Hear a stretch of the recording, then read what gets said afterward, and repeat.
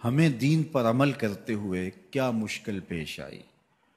ہم تو دین کی راہوں کے مسافر ہوئے تو عزتیں پائیں، ہم نے اللہ کا نام لیا تو لوگوں نے پیار دیا، ہم نے عبادات کے طریقے اختیار کیے تو معاشرے میں شریف کہلائے۔ لیکن کتنا مشکل اور کٹھن لمحہ تھا جب کوئی اسلام لاتا تو معاشرے سے کٹ جاتا، سماجی بائیکاٹ کر دیا جاتا، وہ لوگوں سے الگ ہو جاتا۔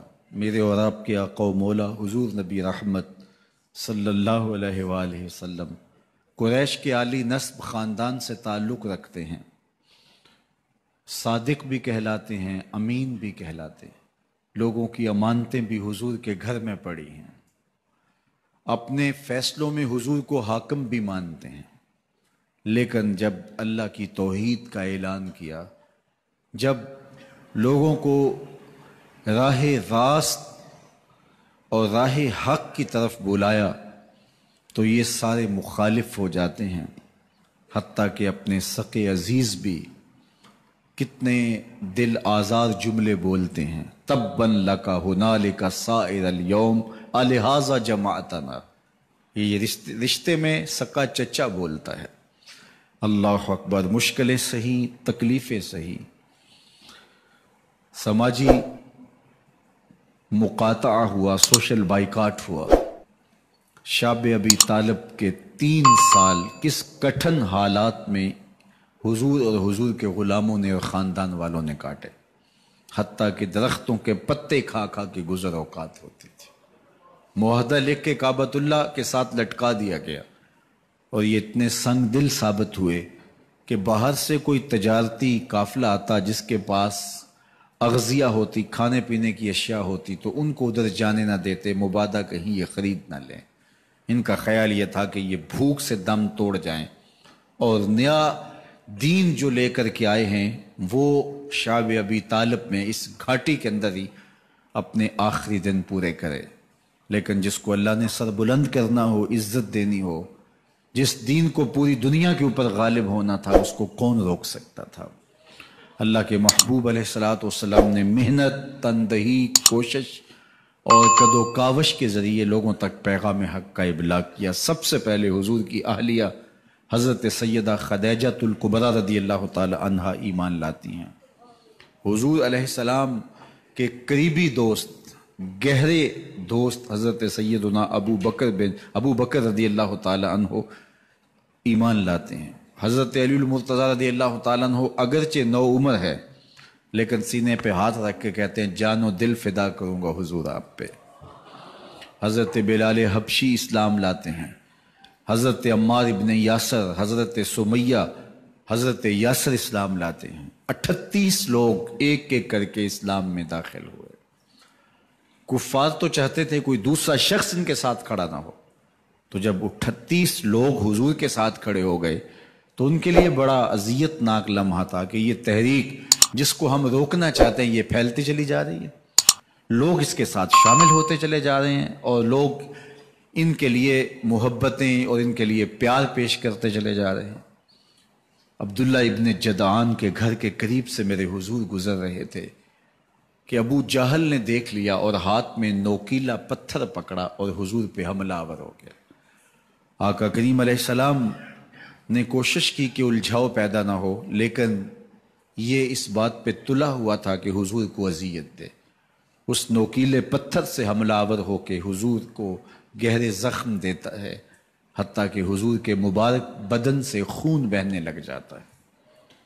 وہاں سے حضور سین حرم میں پہنچتے ہیں اور اللہ کے حضور سر بسجود ہو جاتے ہیں۔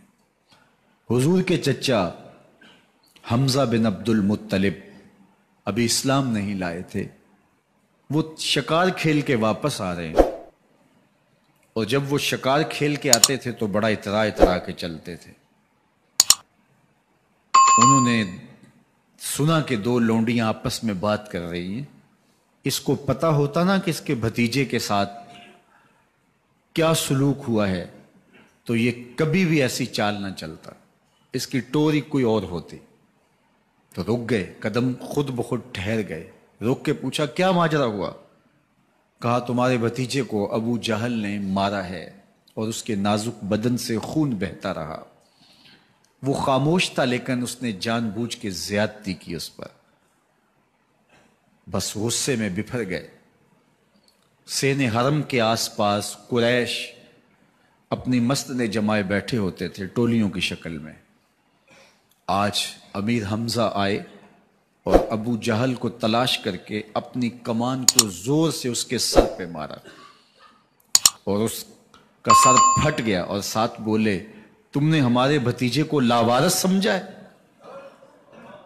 اب اس کے حواری کھڑے ہو گئے، لیکن ابو جہل بڑا کائن شخص تھا، اس نے سمجھا کہ یہ تو اب تنہا ہیں، لیکن لڑائی کی آگ روشن ہوگی تو بنو ہاشم بھی نکل آئیں گے تو یہ لڑائی لمبی ہو جائے گی، تو اس کا سبب میں ہوں، قصور میرا ہے۔ اس نے کہا بس مجھ سے غلطی ہو گئی، اس طرح اس نے بات کو ٹال دیا۔ اب حضور کے چچا حضور کو ڈھونڈ رہے ہیں۔ سین حرم میں حضور علیہ السلام اللہ کے حضور سر بسجود ہیں۔ یہ پاس جا کے کھڑے ہو گئے اور کہا یا ابن اخی، اے میرے بھائی کے بیٹے، اے میرے بھتیجے، لیکن حضور سر نہیں اٹھایا۔ اللہ کے حضور اپنے دکھڑے بیان کر رہے ہیں۔ اسی کسے دے کچھ نہیں لگ دے تے نہ کوئی ساڈا دردی۔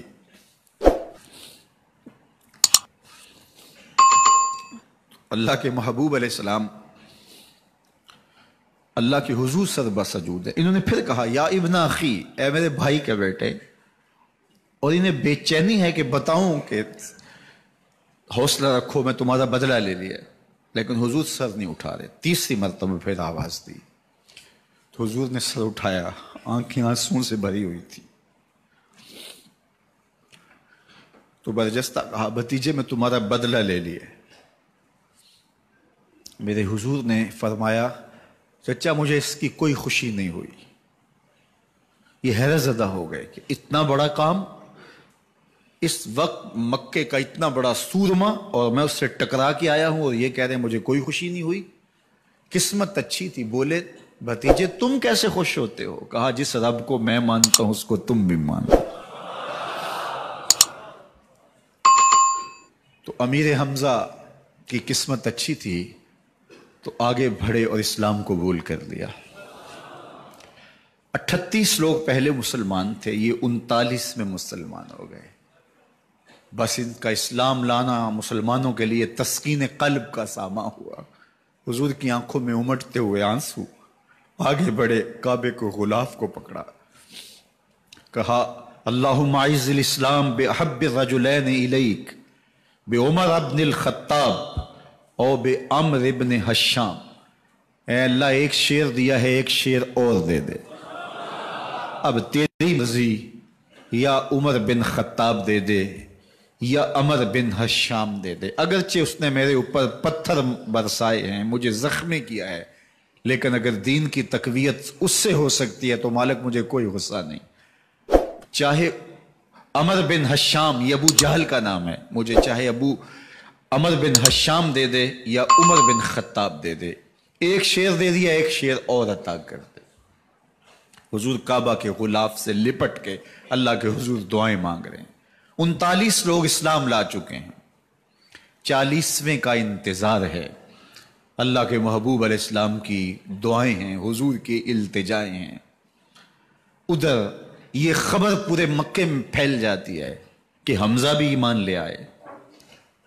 کفار پر سراسیمگی سی کیفیت پیدا ہو جاتی ہے کہ ہم تو سمجھتے تھے کہ یہ 2-4 لوگ ہیں، 10-15-20 لوگ جمع ہو جائیں گے، اور اس طرح کے لوگ بھی اگر ان کے ساتھ شامل ہو گئے تو ان کا راستہ نہیں روکا جا سکے گا۔